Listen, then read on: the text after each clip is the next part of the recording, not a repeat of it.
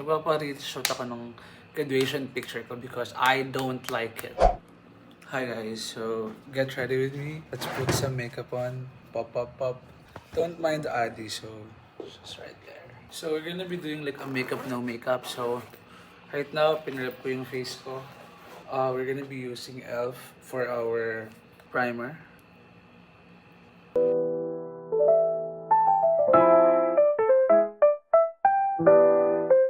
So yung primer po is malakit siya, which is a very good sign. No? We'll have to rest that lang. Next naman, we're gonna be using Colorette Everyday's Concealer. The shade of Anda.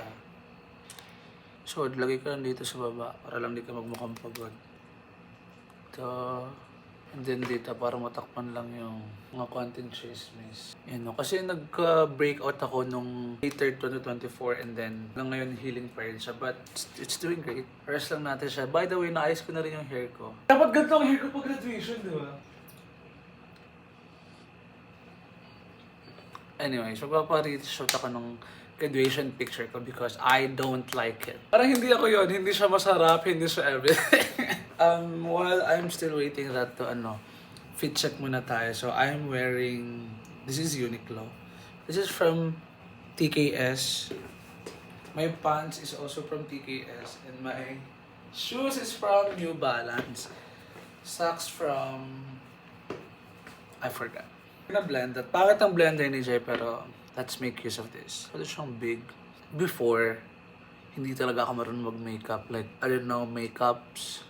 But, because of my friends, because of Jai, because of Adi. Si Adi yung nagpa-realize sa akin kung paano gumamit ng tamang blush on. Kasi before, pagtatawanan niya ako palagi. You see? Tapos yung makeup no makeup ko, medyo inspired kay Adi kasi ganun siya mag-makeup. Para rin siyang hindi naka-makeup pag nag-makeup siya. Ayan. Huwag niyo sabihin concealer ko yung mukha ko. See, napaka-smooth, di ba? Parang wala rin masyado na bago. Yun pa din. Next, we're gonna be putting konti lang naman na contour. So, medyo ma-edge lang yung nose natin. By the way, I don't know kung anong brand nito. Wala siyang nakalagay. Diba? What do we need to do so you guys can see it? Next thing to do, we're gonna be putting blush on. So this is Easy. Tama ba, Easy? And ang kanyang shade ay Savage. It says Cream Cheek Blush Savage. Bakit? Easy kasi hindi siya hard. So this is how you do it. Sabi nga ni Robby Domingo, konti lang. So 1, 2, 3, 4, 5. So ganyan lang. Pwede siya dito. Blend lang natin siya. Para di tayo magmukhang patay. Like ang puti ng mukha, everything. See? Sakto lang.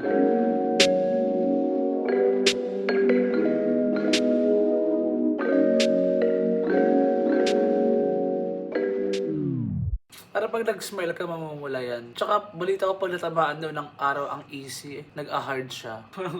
I'm loving this makeup. Pang thumbnail. Yan. Parang hindi ako mag-office today. By the way guys, pumunta akong office today. Ano tao sa office? Kami lang. Okay, for the next one is setting spray na natin siya bago tayo maglagay ng powder. So this is,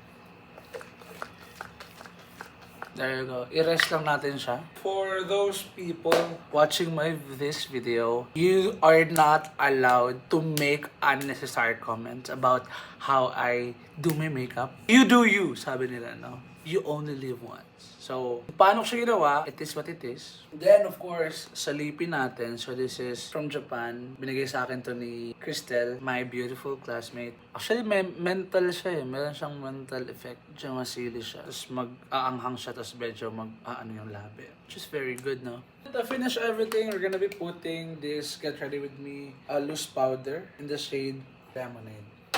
We don't want na magbuka tayong espasol, empanada. So, konti lang. So, ganito lang kakonti ang ilalagay natin. Dito lang kasi. See? Mas matagal pa ako nag-makeup kasi nung make-upan ako nung nagpa-grad pick ako. Sama talaga ng loob ko dyan. Pero yun, I'm so disappointed kasi I thought, hindi nga ako nag-makeup kasi I thought may make-upan ako kasi like magbabayad, ganyan. May make-upan naman ako pero it's super bilis. Like, in less than 3 minutes eh.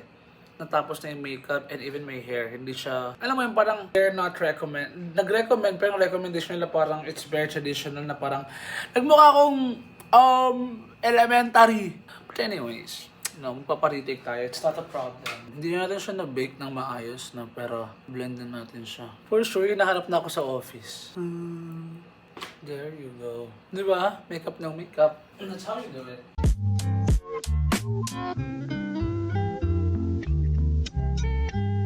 And, shit, mag-aangkas pala ako. Magugulusin yung buko. Pero, think positive. Ayusin na natin siya mamaya sa office. So that's it for my Get Ready With Me. I'll see you guys next time. This is the finished product. Bye for now, guys. I'll see you next time.